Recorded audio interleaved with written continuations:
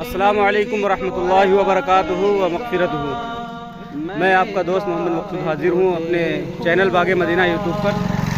और आज हमारी हाज़िरी हुई है ज़िला बहराइच के उर्रा शरीफ गांव में। ये हज़रत मौलाना रईस साहब हैं, इनके छोटे भाई की शादी थी, उसी में हम लोग शिरकत के लिए तशरीफ़ लाए थे।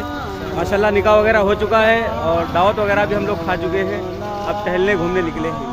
ये है हमारे उस्तादुश शौरा, हमारे यहाँ की शान और मान कारी तौसीक अहमद साहब, ये भी माशाल्लाह तशरीफ़ फरमाए यहाँ पर। और इन्होंने हमको बहुत ही बेहतरीन एक कलाम दिया था। अभी सहरा भी हमने माशाल्लाह पढ़ा है, इनाम वगैरह भी काफ़ी बटोरा है। और ये है हमारे कयूम भाई, देखिए यहाँ कितना ट्रैफिक चल रहा है। ये हैं हमारे गुफरान मुंसिफ साहब और ये हैं कयूम भाई, ये हैं नसरुद्दीन भाई। आप कुछ कहना चाहेंगे? सलाम अलैकुम कर लीजिए हमारी ऑडियंस से।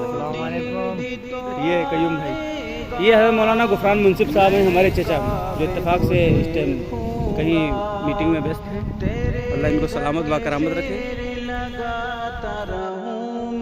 सदा शहर मक्का में आता रहूं मैं, मौला